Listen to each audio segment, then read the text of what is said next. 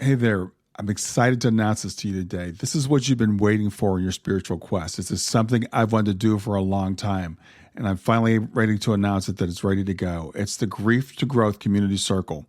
Now, this is a sanctuary where like-minded souls are united in their journey through grief and towards personal transformation. It's more than just a place. It's a beginning. It's a commitment to growth and understanding.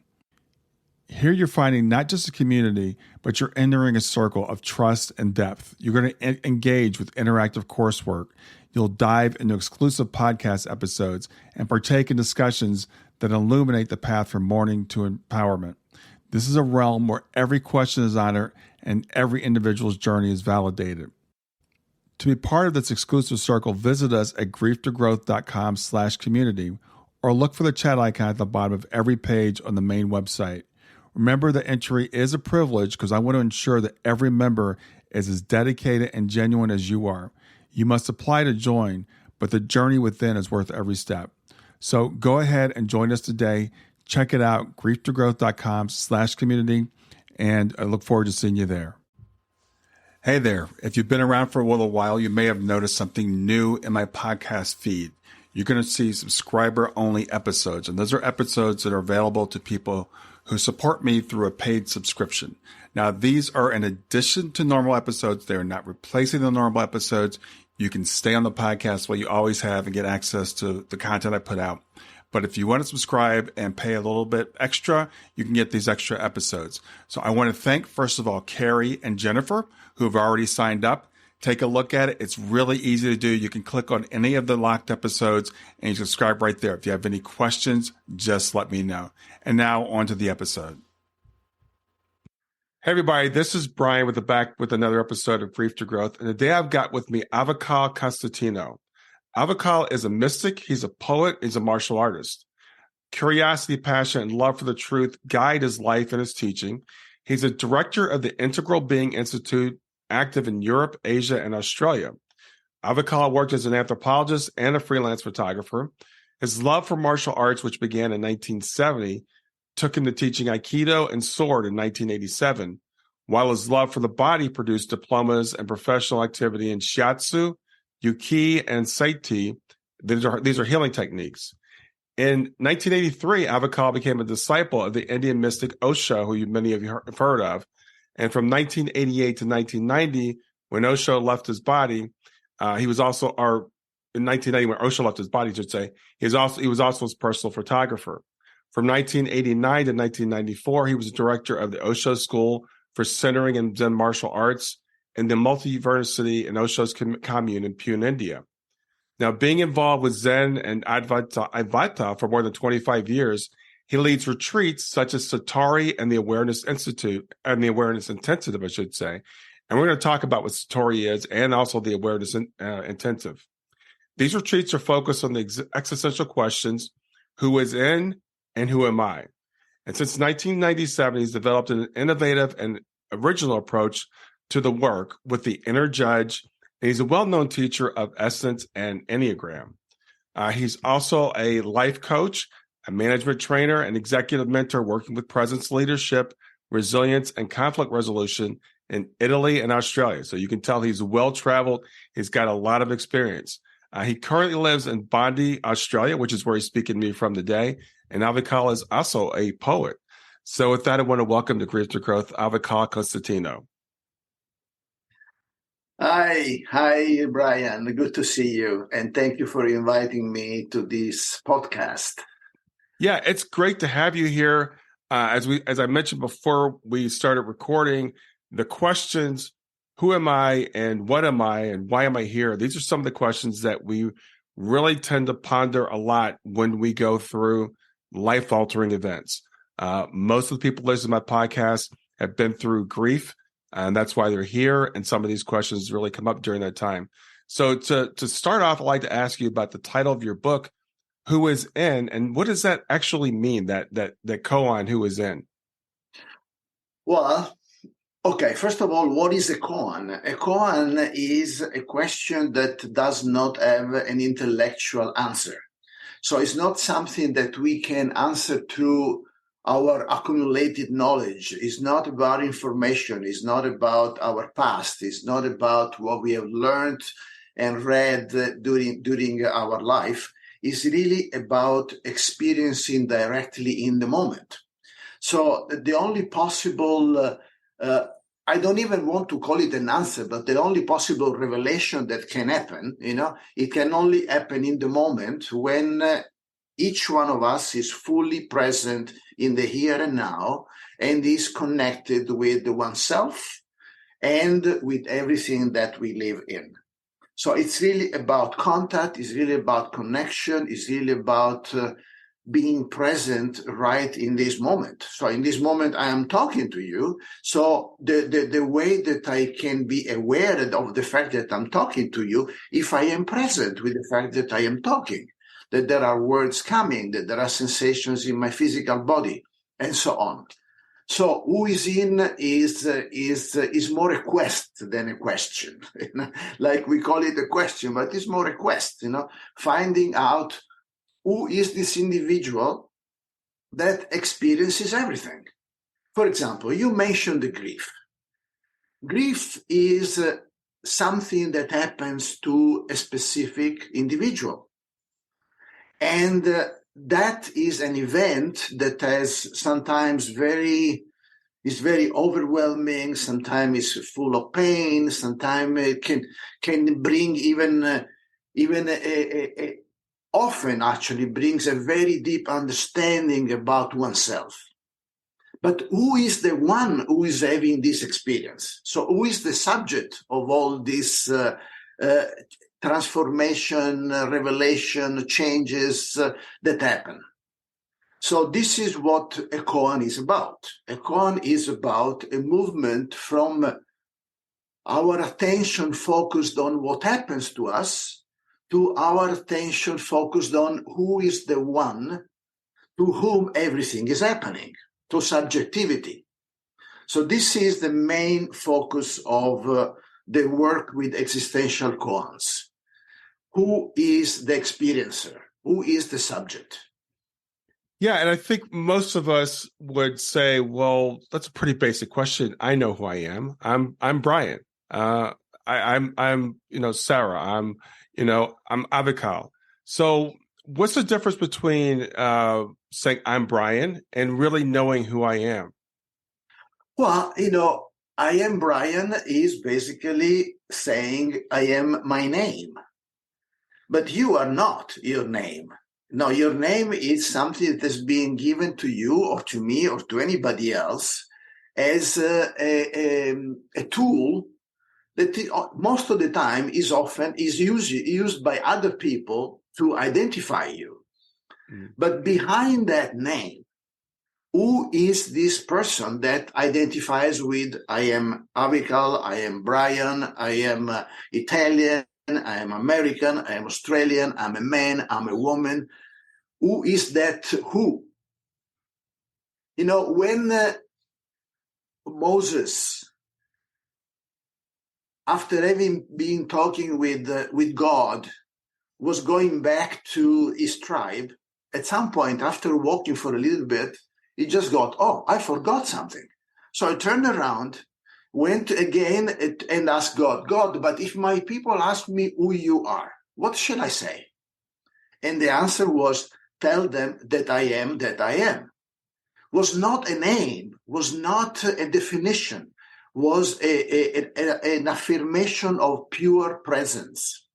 So what we are looking for is that sense of being that pure presence, which is beyond definition, which is beyond names, which is beyond our personal history, which is beyond the color of my skin, which is beyond what I know or I don't know. It's the mystery. Stay with us. We'll be right back. Hey there, something I want to tell you about today. My podcast platform, Buzzsprout, has recently made it easier for me to allow you to support me financially. Go to www.grieftogrowth.com/subscribe. That's grief2growth.com/subscribe. And once you're there, you can sign up to support me financially. Now, you can do it for as little as $3 a month or, of course, as much as you'd like. If you do that, you'll get access to bonus episodes, and you'll see those in the regular feed. They'll have a lock on them. But when you become a subscriber, you'll actually get access to your own private feed, and you'll be able to listen to the regular podcast along with the bonus podcast for the subscribers. I want to thank you for listening. I want to thank you for sharing the podcast. And I want to thank those of you who support me financially. Have a great day, and on to the episode. Yes. And I think what I get now is the koan is it's not to be answered, as you said. It's something to help us reflect. And a lot of times I think it's that we have to answer it almost in the negative, who I am not. I am not my name. I am not the son of my parents. That doesn't define who I am. Yes, that's usually is the first most fundamental step. In India, it's called this particular way of dealing with it is called neti neti, not this, not that, which is a particular technique where I say, well, I'm not my hand moving in this moment. I'm aware of my hand moving. I'm not the name that I'm used to, and so on. So we start putting away all the definitions. And then in that moving away from all the definitions, what happens is that the inner space, which usually is crowded by definitions and history, starts kind of opening up and showing as a space where there are no definitions, where there are no objects, and yet is not empty, is full of presence, is full of the fact that I am still the one who is aware of the space. I am that space. I am that spaciousness. I am that presence. So, but this is, you see, when it's put into words, doesn't mean much because it's an experience. It's just an experience. It's something that goes beyond the words that I can use. I can call it presence, but what is the inner experience of presence? Mm-hmm. Like when we say, I am in love. Yes, but the word love doesn't even come close to the experience of experiencing love, because love is beyond the definition, is beyond the experience. So this is a process where we move from I know who I am to, well, actually, I don't know who I am. I have no clue who I am, and yet I know that I am. I can experience myself. So that emness is not something that goes away. Yeah. It's right here in this moment. Is you, as me, as the people that are listening or will be listening or seeing this, Presence is inevitable. Is what the universe is about. Yeah. And in the book, there's another term that you use called satori. Can you define that for us? Yes. Well, satori has different meanings. Satori is a Japanese word which is used to point to a moment of awakening, a moment where suddenly we move out from everything that we think we know about ourselves and reality. And suddenly there is a revelation of a dimension which is spirit, is not just matter or objects or events or past, present, and future. Is beyond time, is beyond space, is beyond description. This is one of the basic understanding of the word satori.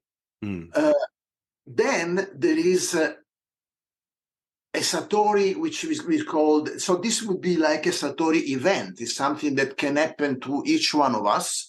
And actually it happens much more often than we think. For example, I don't know, sometimes you look into the eyes of a very young baby, and you suddenly have this experience of complete oneness and spaciousness and emptiness, which is our nature, which is our mind, completely open to everything that is. Or you are listening to a fantastic music and suddenly you disappear as an entity and there is just the music and you are that music. No, I see that you have a guitar. You probably know that space. No, getting completely in that, one single note at a time, and the symphony and the harmony all together. Mm. So this is the event Satori. And then there is Satori, which is a specific process, a specific retreat, a specific format that is based on a traditional Zen retreat, which was called Sesshin. And so it is about 700-800 years old, and as a tradition.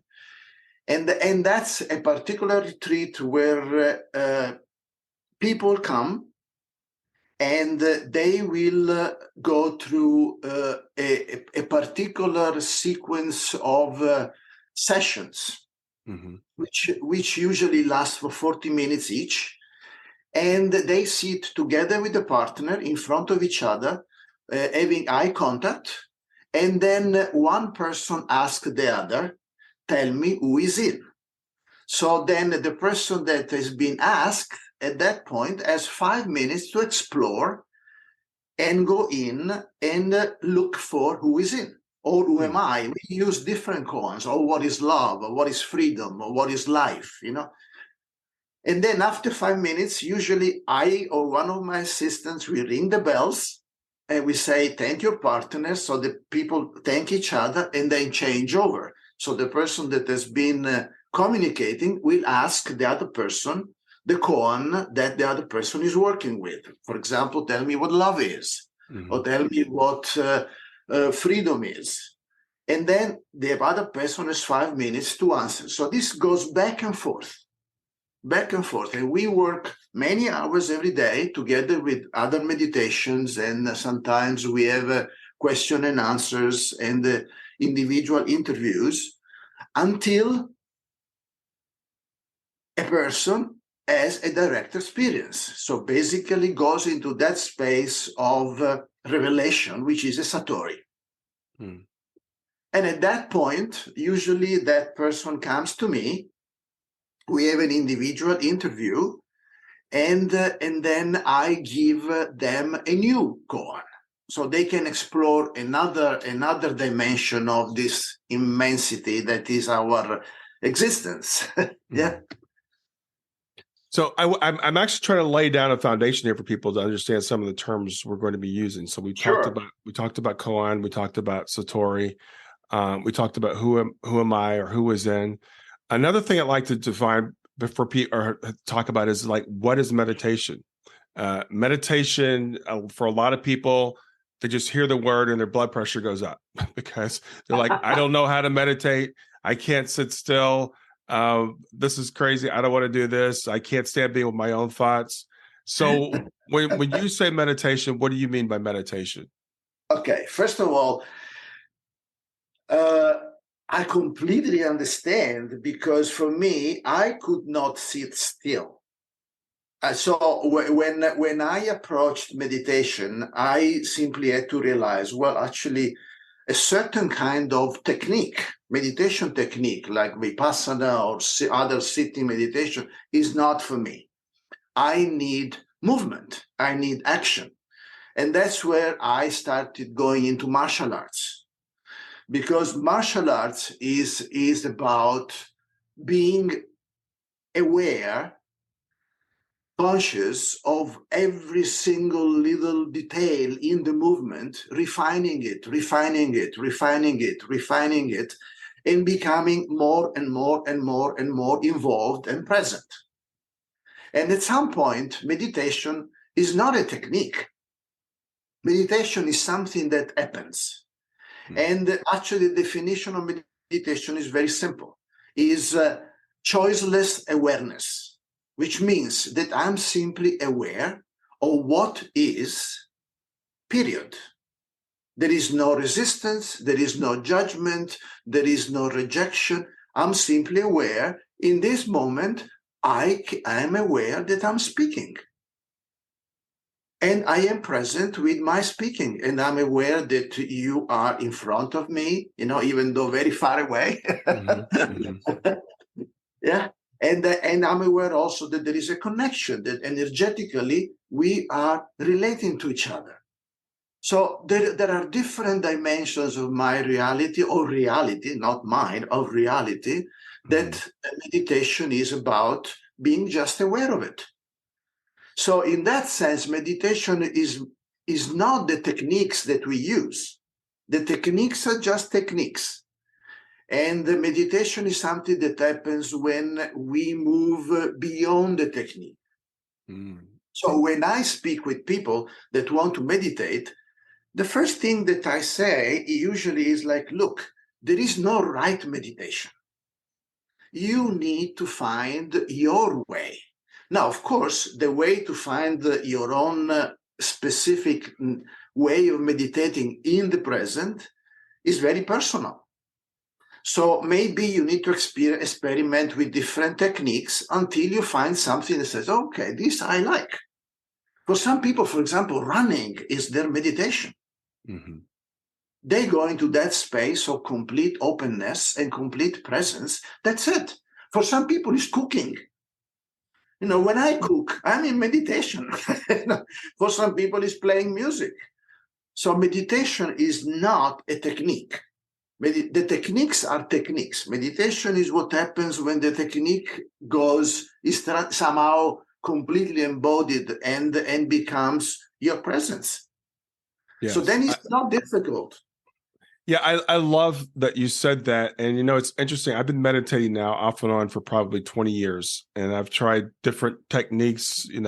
I've read books. I've downloaded apps. I've done, lots of different things. And then a couple of months ago, there's a guy I work with, and he teaches, it's a form of transcendental meditation.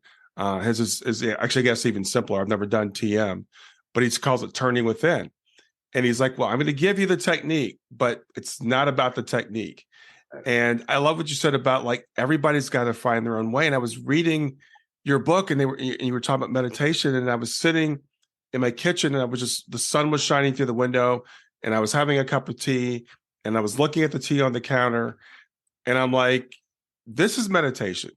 Yes. And we make it so complicated. We make it so difficult that it could be anything. You said it could be going for a run if that works for you, or cooking or whatever that thing is. So we need to free people up to find their own way of finding that awareness. Absolutely.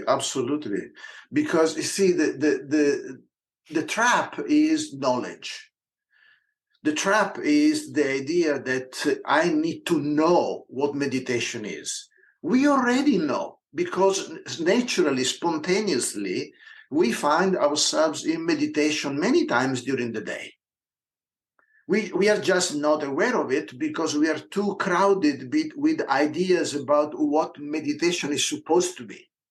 So again, we need to clean up all that stuff. And as you say, sometimes you're sitting there with your cup of tea or coffee and you are completely present. That's meditation. Well, that's our nature. And I love what you talked about. You compared it to also like athletes being in the zone, because I think that's something that any of us who have played a sport, can relate to, or anybody that creates. If you write, or if you paint, or if you play music, when you get into that space where you kind of even forget that you're there, you're just experiencing it. Yes, exactly, because you are not there as a separate entity. And that's where that's the beauty of meditation, that you that believes to exist in separation from everything for a moment disappears, because we don't identify with it. So the I goes. You are there, your presence is there, but the I is gone. And that's a moment usually is a very sweet. There is a sweetness, there is a gentleness, there is a naturalness in that, just being present. Yeah, and you talk in the book about like that desire that we all have to just to not have to have something that we have to do, something we have to achieve, to be worried about the past and trying to change the future or chase the future, to just be. And it seems to be like that's our innate nature that we kind of want to get back to. Stay with us. We'll be right back. Hi there, I'm really excited to tell you about my latest ebook. It's 4 lessons that you can learn from the near-death experience without going through all the trouble of dying to learn them. I've been studying NDEs for several years now. I am completely convinced that not only are they 100% real, but that there's some very universal wisdom that we can get from the near-death experience. And I've distilled that down in this book into 4 short lessons. And I've also given you all the reasons why I believe that NDEs are absolutely real.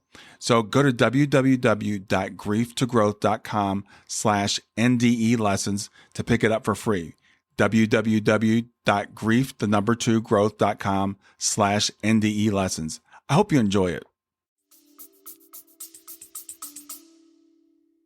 Well, there is a reality which has to do with the fact that we exist in a physical body, in a particular embodiment, in a particular society, in a particular family situation, in a particular culture. And of course, we need to deal with it. Mm. And as we deal with it, we need to face questions like challenges and goals and directions and time and pressures and stress and all this kind of stuff, responsibility, and so on. And yet, this is only one part of existence, of our life, which has to do with survival. But what about living? Living is way beyond survival. Living is more like about, okay, who am I and what am I doing here? How come existence, God, primary awareness, you can call it every way, any way you want, wants exactly me, you, each one of us here in this moment? What is the gift that you bring, that I bring, that any individual brings, which has to do with the uniqueness of this embodiment? So to move away from survival means to go towards uniqueness. What is unique about this incarnation? What is unique about you? And you obviously are finding your uniqueness because that's what you're doing. You are sharing yourself, and you seem to be very happy to do that, and that's a good sign. How do I know when I'm finding my uniqueness? When I start feeling content about the fact that I exist on this planet in this moment, and I can give myself. Mm-hmm. That's so fulfilling, So the awakening is not only about liberation; it's about fulfillment. Yeah. And that's fundamental to because that's also the place where we really start honoring each other in that fulfillment. And then desire is like, yes, of course I desire to be who I am. It's such a joy. Yeah. You also you talk about this search to find ourselves, and you talk about rebellion. That seems to be a part of this search to find ourselves. Why would that be? Well, rebellion is the difference, is the gap between wanting to be special and recognizing uniqueness. You see, wanting to be special has to do with comparison, has to do with, okay, I compare myself, to somebody that I feel is less special than me, others that are more special. So I'm on a ladder. I'm in the competition game. I need to prove that I'm special. But when you recognize that actually to play in this game of being special is a killer, is a killer of our own uniqueness, then you become a rebel. You become a rebel, you say, you know what, I'm not going to play this game anymore. I'm not going to try to prove that I'm special, that I'm better than you, that I'm worse than that I need approval to find my own worth and self-value. I am who I am. I am this mystery. I am this search, I am this quest, and I am this potential. And that's my uniqueness. So rebellion, in a way, is a kind of bridge between the constriction of our structure in the personality, in the living within a certain kind of limitations based on our inner judge, on our culture, on our race, on all these things. And the moment we say, okay, I am unique. I am unique, and this is what I am willing to exist for, to live for, to share. You know? So rebellion is a kind of a bridge for me. Yeah. Well, society does create that competition and that prove you're special and compares us and ranks us. And I hear even people in spirituality talk about this. You'll even hear people talk about levels in the afterlife and hierarchies. And a phrase I like to use with people is like, yes, you're unique like everybody else. We're all unique. We're all in a sense the same in terms of our essence and our value and our worth. And it's the value that we have is really in our uniqueness and not trying to compare ourselves with others. Absolutely. Yes, the value is intrinsic to our uniqueness. We don't need to find it. It's already there. It's always been there. Just a question of recognizing it and also giving it to yourself. Yeah. And not expecting other people to say, oh, yeah, you are unique and therefore you are valued. No, wait a minute. I don't need the approval of anybody.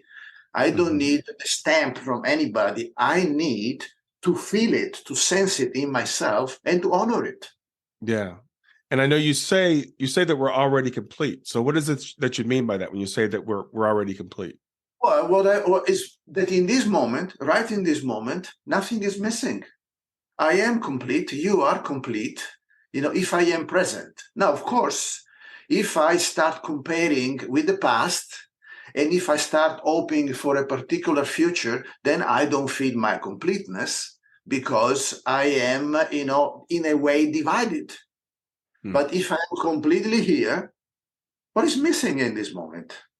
Nothing. I'm right here with all that I am, all that I am, which is some stuff I might like it, some stuff I might not like it, some stuff I might understand it, some stuff I might not understand it, but all that I am is right here in this moment. And this is the vertical, of what some mystics or philosophers, they call the eternal now. This vertical moment, in this vertical moment, everything is right here in this moment. The past is just memory and the future is just hypotheses, ideas, hopes. Right. But no real at all. Yeah, I think that's such a valuable lesson because, we're taught to keep striving, keep seeking, keep trying to be better. And we take that material capitalistic lesson that has been driven to all of us and we bleed it over into our spirituality.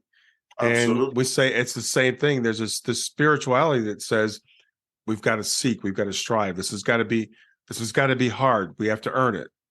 Absolutely. And then enlightenment becomes the new goal, Yes. Yes.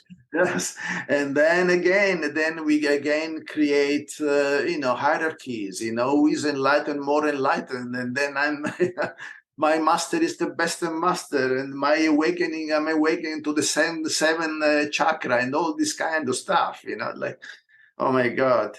And to come back to grief. In those moments, all this stuff goes down the drain. All this stuff shows for what it is, just mind,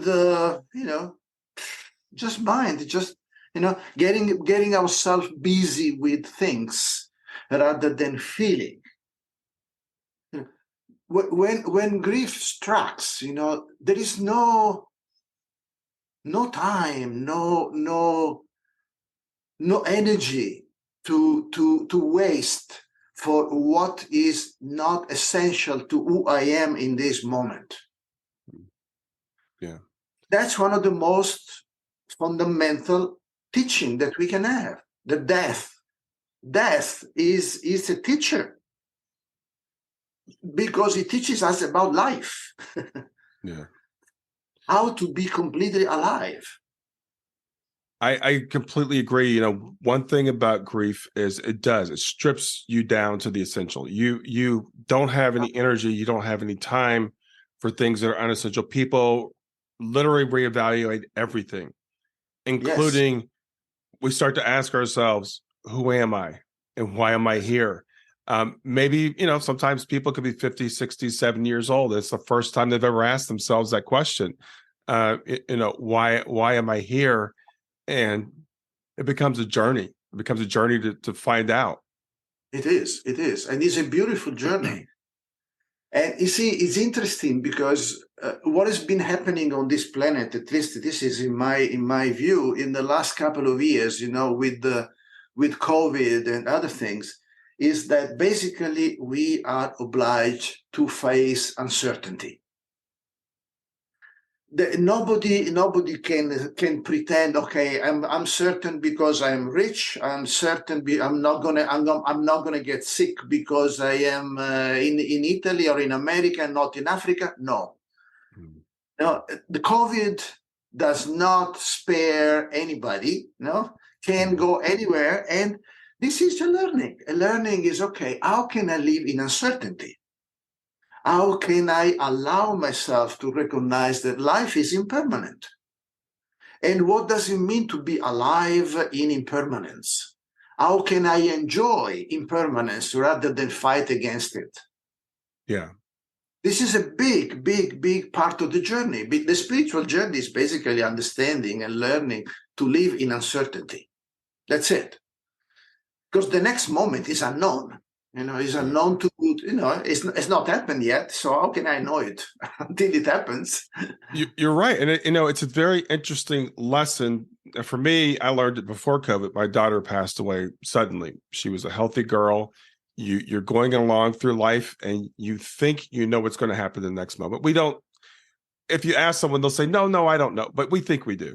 We pretend that there is no impermanence until something makes us really face it. And as you said, something like COVID, we couldn't say that's only happening to people over there. That's only happening to poor people. That's only happening. It was like it became the great equalizer. Yeah. And it became a point where we all had to face uncertainty and the reality of impermanence. Because again, we like to pretend that we're going to live forever. We look in the mirror every day and the mirror tells us we're not, but we just ignore that. We're saying, well, I'm going to be the exception. I'm going to live forever. But we have these lessons that come along every once in a while. They'll kind of snap us out of it and say, you need to face who you are. Yes, absolutely. And we can wait for life to give us a stick on the head, or we can decide, okay, at this point in my life, I really want to face these questions. I really want to. I want to be on a journey where I can find myself. At least once in my life, I can taste myself and say, okay, this is who I am. Yeah. So I'm curious, what got you into this quest yourself? Was it the martial arts that got you into it? Well, no, me also, but.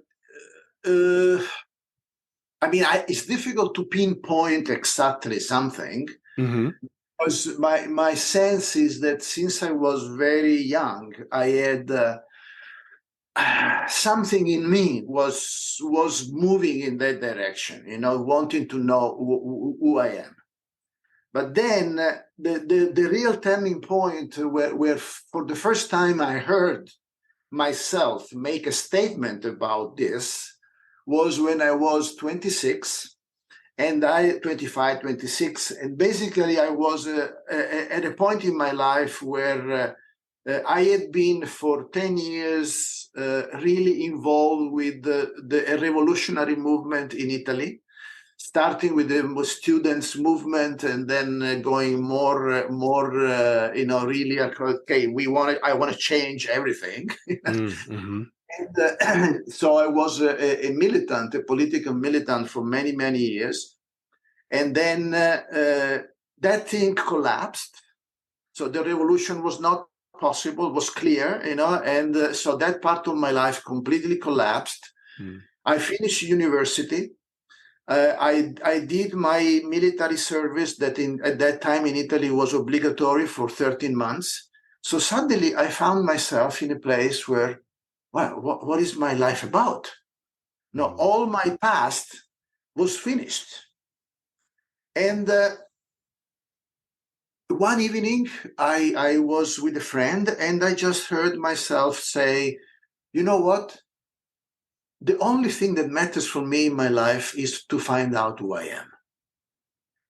And I was surprised myself because it was not a rational something that I had arrived rationally. But the moment that I heard myself saying it was so true and was so clear that actually that became the guiding principle of everything in my life. Mm-hmm. So from that moment on, it was like magic, because things started arriving, teachers and information, opportunities. I moved away from Italy and I went to live in Mexico and I worked there as an anthropologist. I met shamans, so everything started aligning with that quest. Who am I? Mm. And that's how it. And then finally, I became a disciple of Osho, and then I found this Satori process, the retreats, and I started facilitating the retreats. So it's like everything started falling in place. Mm-hmm. Yeah. And I felt so blessed. Yeah. It's really interesting, I think, how that happens. It goes back to that, when the student is ready, the teacher will appear. And I think it's like once we put out to the universe, whatever you want to call it, sure, that we want to go on this journey, then things start to just unfold for us. And then it's just a matter of connecting the dots. Yes. Being available to the opportunities, that come. Now, sometimes very challenging opportunities, like, for example, another time, I was in Italy. I was back in Italy after Mexico and after India, and I was already a disciple of Osho. And at some point, and I was doing good, I was a freelance photographer. I was getting quite well known and famous. I published photo books and did exhibitions, and suddenly it was like, I need to go to Pune. I need to be with Osho. I need to really go deeply into this search. So I left everything behind. Mm. And of course, most people thought that I was completely crazy in doing that, except my best friend, because I had no money. And my best friend said, you know what? You have a couple of $1,000. This is my gift. You do what you need to do. It was like, oh, thank you. I was like, and that was it. I moved to India, and I was in India for 15 years, and it was perfect. Yeah. So tell me about your experience with Osho. Okay, my experience with Osho. Okay, it started in America. It actually started at the ranch in Oregon, in Rajneeshpuram. I went and I took sannyas, and even though I was very resistant, because I wanted to be my own master. Right. Of course. So then at some point I said, well, I can be my own master, but I need help. So I went to America and I became a sannyasi, a disciple, or Osho disciple. And I was there 2 or 3 times because I was going in and out from Italy to America. And then Osho left and went back to India. And then I was living at that time in the south of Italy on a small village. And I thought, well, maybe it's time for me to go to India again, and I decided to go to India in '87, beginning of '87. And when I was there, we built a dojo where we do martial arts, and then Osho gave me the responsibility of being the director of the School of Zen Martial Arts. At the same time, I brought to him a particular picture, which was a picture of a dewdrop on a leaf in my garden.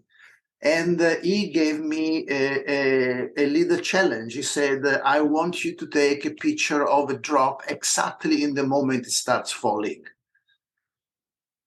which is challenging because the finger is not fast enough. Right. So I started kind of being in the garden every morning from before sunrise, so I could see all these drops falling. And then finally one day I saw it. I saw that between the leaf and the drop, there is a love affair. They're like two lovers. And the moment that they start separating, they start trembling. And that's the moment where I could click and I could take.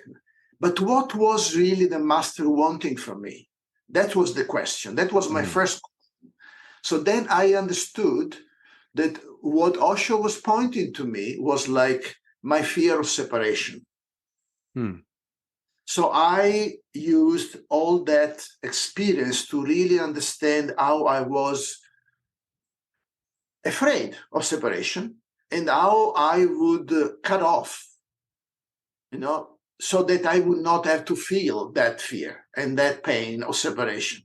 So there was a lot of learning, and that's what a master is about. He uses every possibility to point the disciple towards a particular part of his or her own unconscious so that it can become clear, can become obvious. So, and then when I took the picture, I brought it to Osho. Osho said, good. So then now you can start and come and take pictures of me. So that's what I did. I started being one of his photographers. And so those were my two jobs in the community. Was like taking pictures of Osho during discourses and also privately, and then teaching martial arts and Satori and facilitating other courses. And that went on for 12 years, for 14 years, something like that. And at some point, the experience in India I felt was finished, and I moved to Australia. Okay. Yes. And So tell me about the name that Osho gave you. Okay, my full name is Samarpan Avikal. Samarpan means surrender. So that was the first hit on the head, because to a martial artist and to ask to surrender was like, okay, you got me. What does it mean to surrender? So that was the first thing that really got me going, what is surrender? Because I had a sense of it, but I also had a sense that there was also a lot of resistance. So what is the relationship between surrender and resisting? What is what? And the other name is Avikal. And Avikal has two meanings. One meaning is quiet, non-action. And another meaning is one who has come back home. So, when I got the name Avikal, I was like a tiger, like going up and down my house, like me, non-action. Wait a minute, quiet. I'm an action person. It's like, and then after a few days, something started landing. Say, okay, quiet, surrender. How can I allow myself to surrender? And at the same time, not making efforts about my life. And something really started relaxing inside. This idea that I could explore non-efforting was a revolution. Because personality is all about efforting. It's about goals. It's about reaching. It's about, going somewhere. So that and this is still is my path, every day. Yeah, it's interesting you mentioned the non-efforting, because as I was mentioning earlier, I've been studying meditation with someone, and we talked about how people tend to hate meditation, and I think it's because there's so much effort that they put into it. And this teacher is saying like no effort, Brian, no effort. And I would say, but what about this? And he would say, because we're doing this part of technique. I said, well, when I'm doing this part of technique, am I supposed to be? He's like, you're not supposed to be doing anything.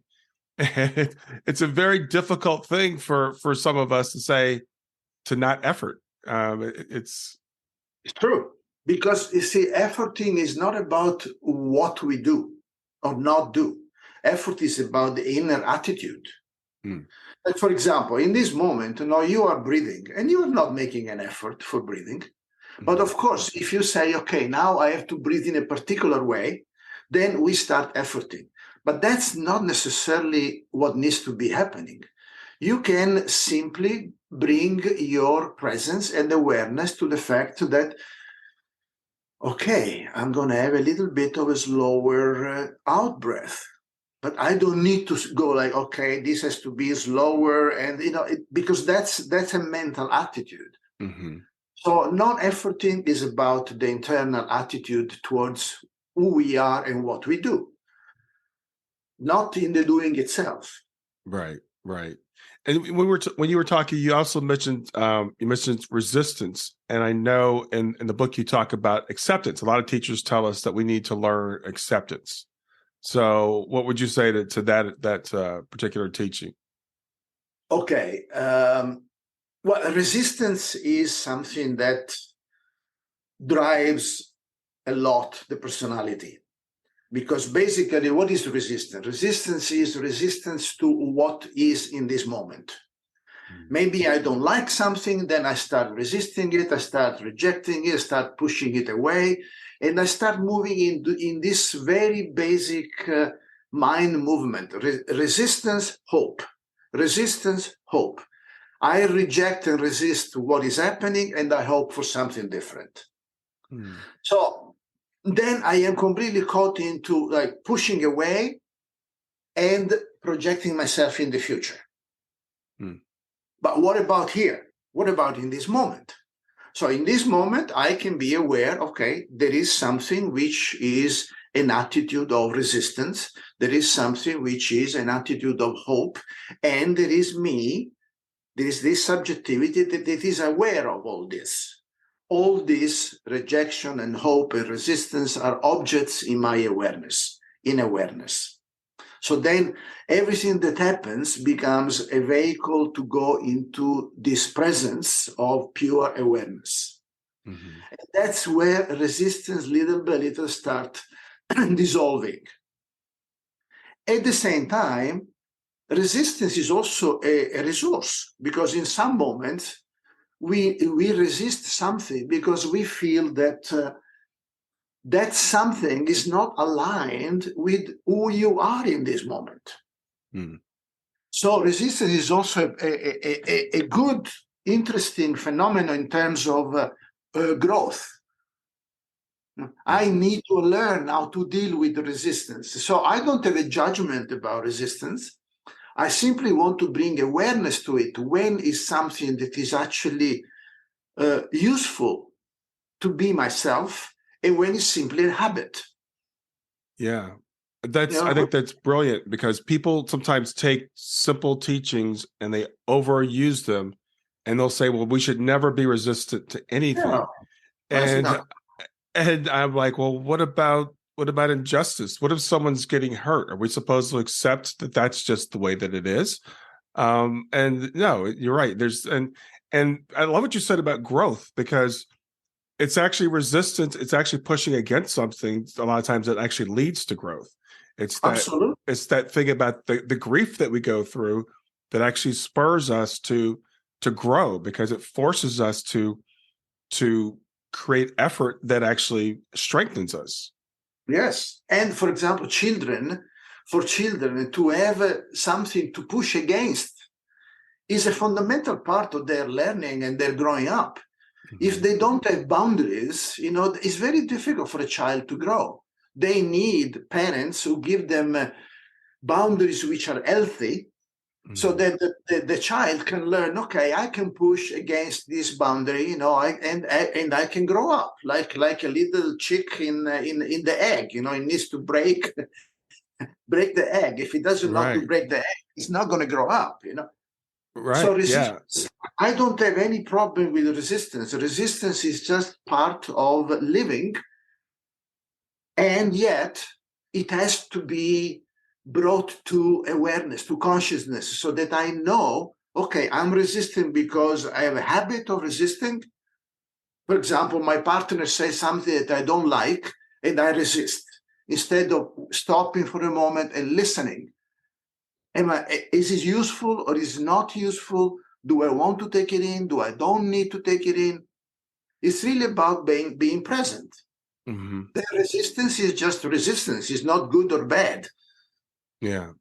That's great. That's awesome. So as you said, there's a time where we should resist, or we might want to resist. It might be useful, but Absolutely. just don't do it out of habit. Don't do it just because it's to be aware of that. And Absolutely. I know you talk about an internal judge in your book.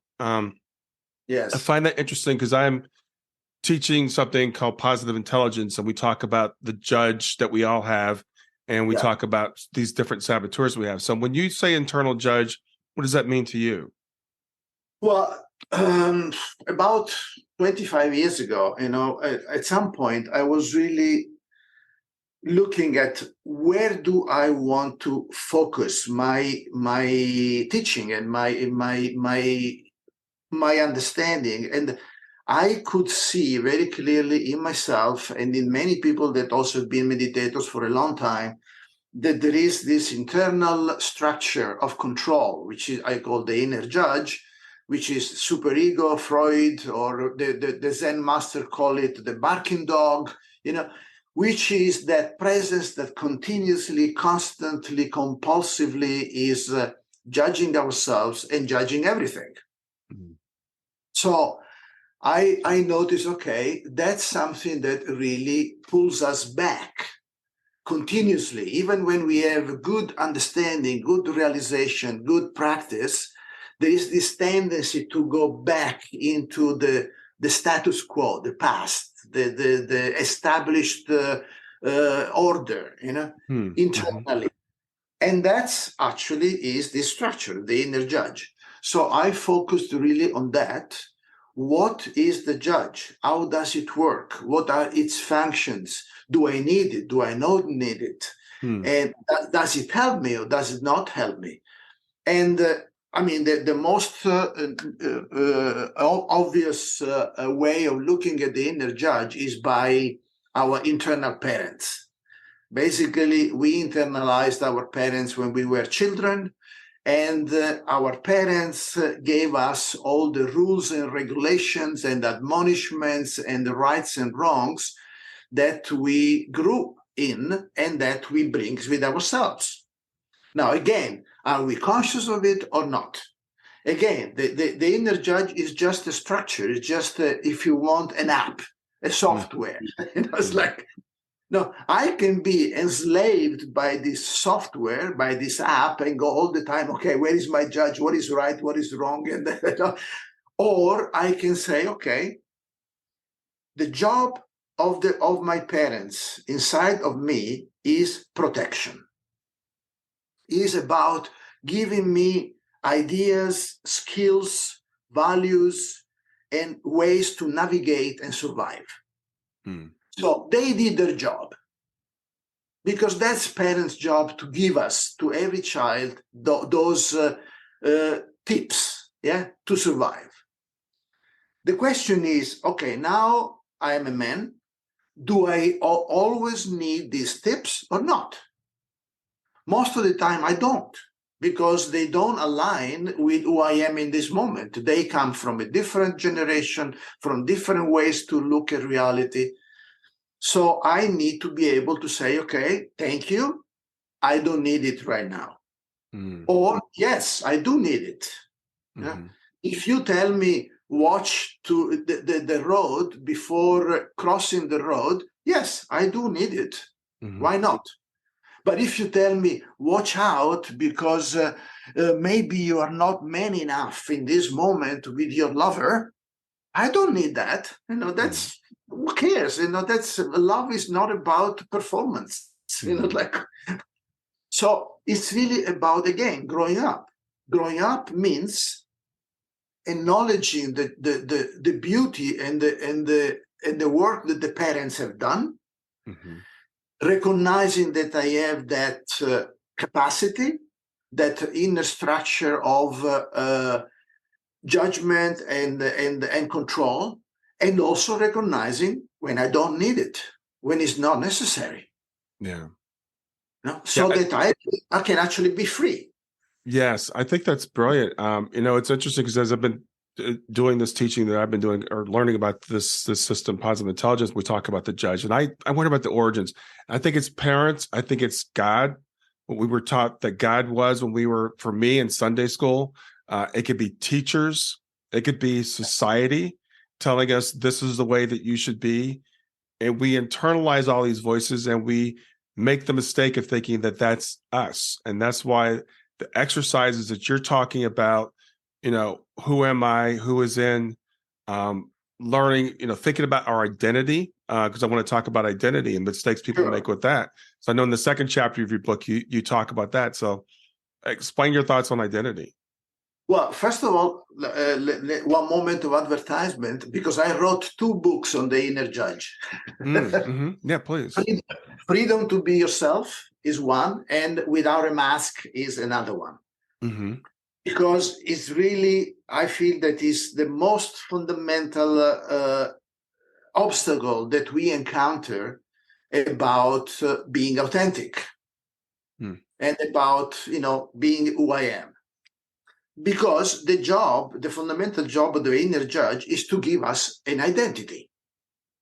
You are Italian, you are a man, you are cultured, you are ignorant, you are intelligent, you are stupid, you are courageous, you will never have all positive and negative elements that create a sense of identity.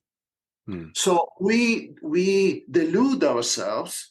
We wake up in the morning and we say, okay, I know who I am, because we attach ourselves to that sense of identity. And that sense of identity is nearly completely defined by our relationship with our inner judge. Now, it's true what you say. The inner judge is a composite of parents, teachers, images of God, ideas about what is real and what is not real, society, culture, and all this kind of stuff. So that makes it complicated in some moments, but also very interesting to really see, okay, what is this? Where is this judgment coming from? What is the source of it? How come I'm identified with it? And what are the effects of this identification in my day-to-day life? The moment that we start separating from that specific image and that specific ideas about ourselves, then we go into an identity crisis. Because for a moment, we don't know who we are. Yes. No. If I'm not courageous, or if I'm not strong, then who am I? If I lived all my life pretending that I'm always strong, and that's where the question becomes very fundamental, because at that moment they say, okay, I don't know who I am when I'm weak, or I don't know who I am if I allow myself to cry, because a man is not supposed to cry, especially if he's a Sicilian like me. Sicilian, they are good for vendetta, for revenge, not for tears. So it's really a dance between becoming aware of how I define myself through my past and my identification with the inner judge and with certain values and certain ideas about reality, and how I don't know.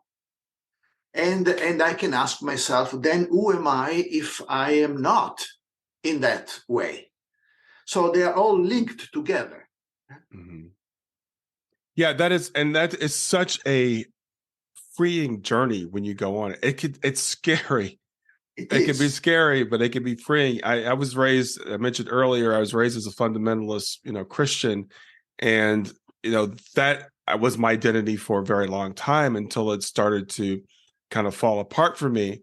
And I remember several times as I was going through this process of, we call it deconstruction, right? It's tearing these things down, Yes. where I'm like, well, if I was wrong about that, what else was I wrong about? And where does that lead me? And it feels like the bottom is completely dropping out when you start stripping these things away.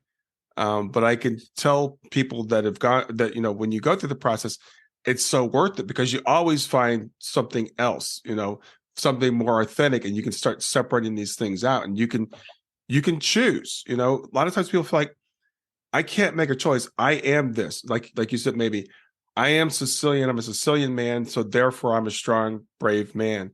And if that doesn't align with who you are internally, that creates a lot of conflict.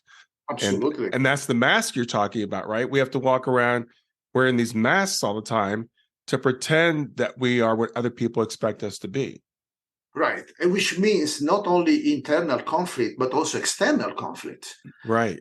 Because then I have to prove to everybody, that I am strong and blah, blah, blah, and the whole thing, and then, of course, some people might say, oh, yeah, okay, fine, you're strong. And they project on me that strength, then they expect it from me every moment. And then I'm trapped, Mm-hmm. Or other people can say, okay, you're strong. Okay, let's fight. It's a trap. It's a trap. And it's true.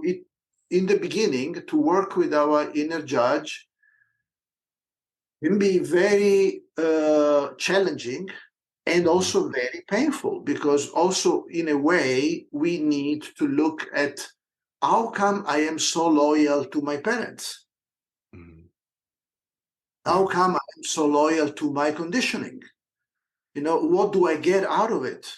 What is my investment? And that takes some, it's really a bit like stripping our skin, it's not just throwing away concepts. It's really like, okay, I'm not this anymore. Let me clean it up. Yeah, it can be very painful. And when you identify with those things, and I've noticed also, like sometimes if you challenge someone's beliefs, they hold their beliefs so closely that they think the belief is them. Yes. And if you challenge your belief, you're challenging their very existence, and they Absolutely. will fight you. They will fight you to the death over what is a belief, because they think it's who they are.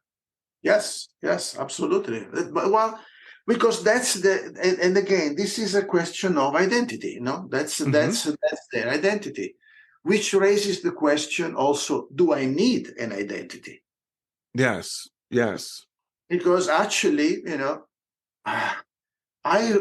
unless I need an identity as a functional skill that is used for, okay, I go to the bank and I need to have my identity card and I need to present myself in a certain way, then I need an identity because it's functional to living in this society.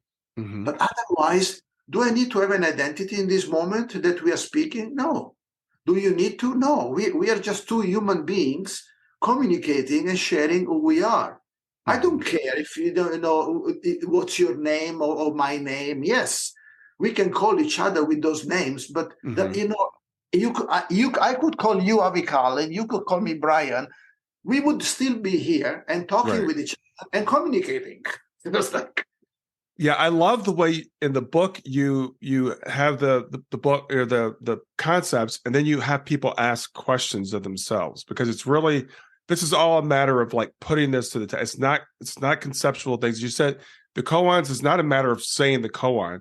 It's not a matter of answering the koan. It's sitting with it. And when you ask someone the question, do you need an identity? I think our knee-jerk reaction is, Of course I do. But then you challenge that and you say, as you said right now, and as I was reading, I was sitting in a chair having my cup of tea. And I'm like, he's right. Right now, it doesn't matter what my identity is. I am that which is having this experience. And that's all that's important in this moment. It's just the experience itself. It's really cool when you start to play around with those concepts. It is. It is. And also we can understand children much better, because children don't care about their identity in the very beginning. When they grow up, of course they do. But, in the beginning, when they are small, they don't have an identity. They are this open field of experience and wonder, which is magical, which is beautiful. Mm-hmm. Yeah, until we put them in their little boxes, until we start telling them who they are. And this is how you're supposed to be. And this is how you're not supposed to be. And this is how our family does things, and all those things, which are necessary, societal conditionings. We have to do that. But I think part of our journey here is getting back to who we really are. It's like we come here, we take in all this baggage, and then we spend the rest of our life stripping it away. Yes. Yeah. Yeah, I know you also define narcissism as like fundamental to like the human condition. What is it you mean by that? Okay, I was reflecting on narcissism for some time, and it didn't fit with me, this idea that narcissism is a kind of a psychological personality disorder. It felt that there was more than that. And I understand, that can be extreme and manifest and in ways that are pathological. Mm-hmm. But at the same time, from a spiritual point of view, I was asking myself, okay, from a spiritual point of view, what is behind that pathology? What is that makes us so interested in looking out and looking at our images and mirroring and wanting mirroring for these specific images? And what I come to is that narcissism is basically a belief, a very deep belief, that I am not capable of going inside, that I'm not capable to know myself directly, that I need some sort of reflection. And sometimes most of the time it's an unconscious belief, because we have been stripped of that intelligence that knows how to go in. Or more than stripped, we lost contact, because thanks God, we are not stripped, but we lost contact with that intelligence that says, okay, I can know myself directly by going inside. Mm-hmm. But also there is sometimes the unwillingness to go inside, the fear to go inside, the doubt that can I do it, can I not do it, what are the consequences? So I look at it, and narcissism, as a spiritual condition for all of humanity. We are all narcissists until we go and take the step to say, okay, I know how to go out. I know how to give my attention to other, but how about if I give attention to myself? And I look at myself from inside. And that's where the question, who am I and who is in, they become absolutely basic. Yeah. Wow, that's a really interesting way of looking at it. I never thought of it that way before, but as you were saying that, I was thinking about narcissistic people that I know, and they do seem to be devoid of looking within. They everything's based upon what's around them. They need love from other people. They can't feel that within themselves. They need approval from other people. They can't feel that within themselves. So I think you're right. I think that's just an extreme of what a lot of us feel, because we have been, I know in my case, and I know a lot of people's cases, we were not ever taught to go within. All the answers are outside. Go find an expert, go to church, listen to the priest, listen to the pastor, listen to, someone else. And it's like, it's really, like I said, it's really cool when you find out that the answers you need have been with you all along. It's kind of like the whole lesson. My favorite movie ever was The Wizard of Oz, and the older I get, the more I realize how profound the wisdom in that movie is. Yeah. Yeah, well, it's really. I don't know if I can say unfortunately, because maybe it's not like that. It's part of the process of growing up. The fact that we end up having to separate from our true nature and our pure presence, and we need to learn to live in a particular box, in a particular form, in a particular identity, so that we can grow out of that too. Mm-hmm. This seems to be the process for everybody. Yeah. So that's how it is, now unfortunately, or even in this, unfortunately, is not right, because people have their own time and rhythm. But I feel that the general movement of that happens in consciousness is towards awakening. Yes. We all go towards our potential. Now we all tend to evolve towards what is possible rather than what is allowed. Mm-hmm. And that's, for some people can take many years. For other people are lucky and they have a moment of illumination. It's not in our hands very much. We can only invite ourselves to sit at the table of awakening, and then there is also a lot to do with grace. Yeah, I agree. I've come to the conclusion that it is the design. It is the process that humans grow through. And I've talked, people are like, well, why? I work in a community where people talk about soul planning, and they say, well, why would I plan something like this? Why would I plan these hardships? And I'll say, well, look at how you've grown. You could take any particular hardship in your life and look at it, and you probably grew out of it. You probably learned something through it. You probably became more resilient. You picked up some knowledge along the way. You use it to inspire you. So if we started thinking of things from an eternal being perspective, then it starts to make more sense. All the crap that we go through here, it's like going to the gym. It's like we go to the gym and we put ourselves through pain, but by that we grow, and everybody grows at their own pace. We shouldn't try not to judge other people for where they are. They are where they are in their journeys, and we've all been there. We've all fallen short. We've all got things to learn. So it's a process that we go through. Definitely, and it's an adventure.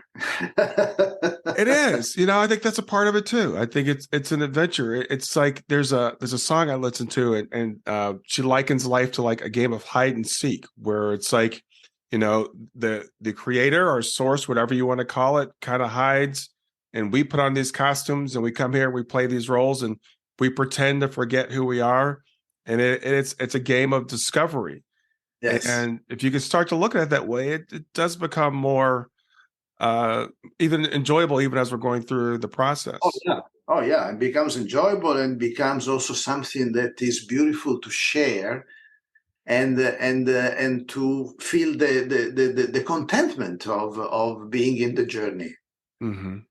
Yeah, I'm just coming to that. It's interesting. I'm hearing people say things like, oh, life can be fun, and so I've been through some pretty dark times, and when you go through that, you say, nah, this isn't fun. And hear people talk about, well, life is a school, and I think it is, and life is for this and that. But I think it's also about the experience, the discovery, the unfolding of it, the beauty of that. Absolutely.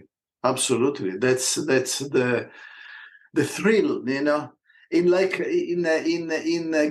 Greek, there is this word which is eros. Mm-hmm. And eros, we often think in terms of sexuality, but actually the meaning of the word eros is something very different. It's the spark of the new. So when we are in the present, the eros is continuously here. because the new keeps unfolding, manifesting, and I can be in tune with this erotic quality of life or not.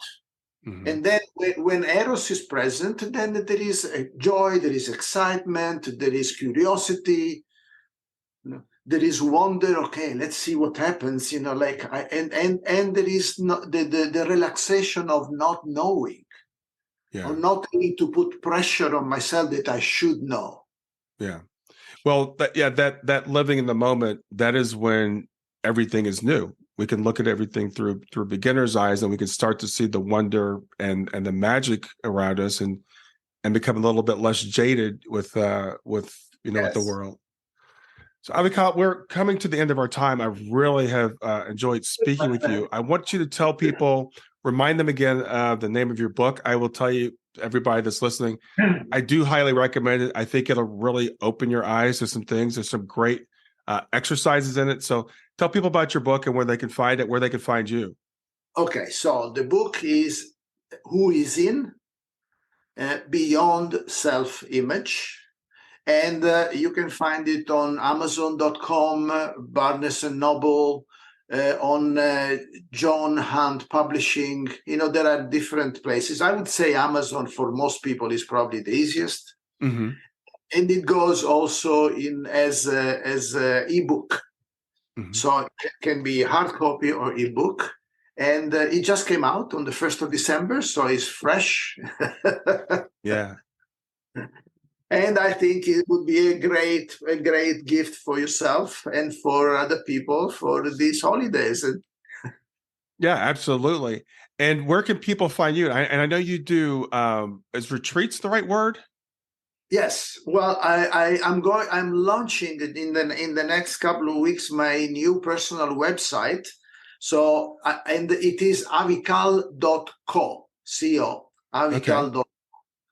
This is one of my website, and the other one, which has already been there for a few years, is integralbeing.com.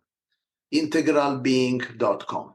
Awesome. And you find the schedule and the retreats and the work that I offer in different parts of the world.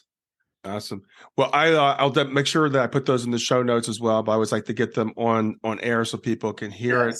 Again, a great pleasure meeting you today, and enjoy the rest of your day. I know it's morning for you. I'm getting ready to go have dinner. Yes, it's time for breakfast soon. Well, thanks for being here. Beautiful to be with you. Thanks a lot, my friend. Hey there, you're still here. I'm so glad. I'd like to tell you something. I help people who have suffered tragedy to overcome sadness, overwhelm, and depression that can overshadow their lives. Now, if that's where you are, I know how it feels. I've been there myself. My 15-year-old daughter passed away suddenly in 2015, and I felt stuck. I felt lost. I felt hopeless. I help people to find joy and purpose again, to build resilience, and return your life stronger than before. Now, if you're looking for somebody to help you with that and you're thinking about working with a coach, I'd love to explore working with you. Go to my website, www.grieftogrowth.com. That's grief, the number 2, growth.com/contact, and look for the schedule appointment button. We can schedule a quick free call to see if it makes sense for us to work together. Now, if you're not ready to take that step, just go to my website and look around. I have a lot of resources that are free and some that are very low cost, and maybe we can work together later. Have a wonderful day. Hi there. I hope you enjoyed this latest episode of the podcast, and I'd love to hear your thoughts. What questions came up for you? What did you like about it? What didn't you like about it? I invite you to visit us at grieftogrowth.circle.so. That's grief, the number 2, growth.circle.so to continue the conversation with me and with other listeners. It's a space to sound off, to share reactions, and to go deeper into the topics from the show. I look forward to chatting more, and I hope to see you there.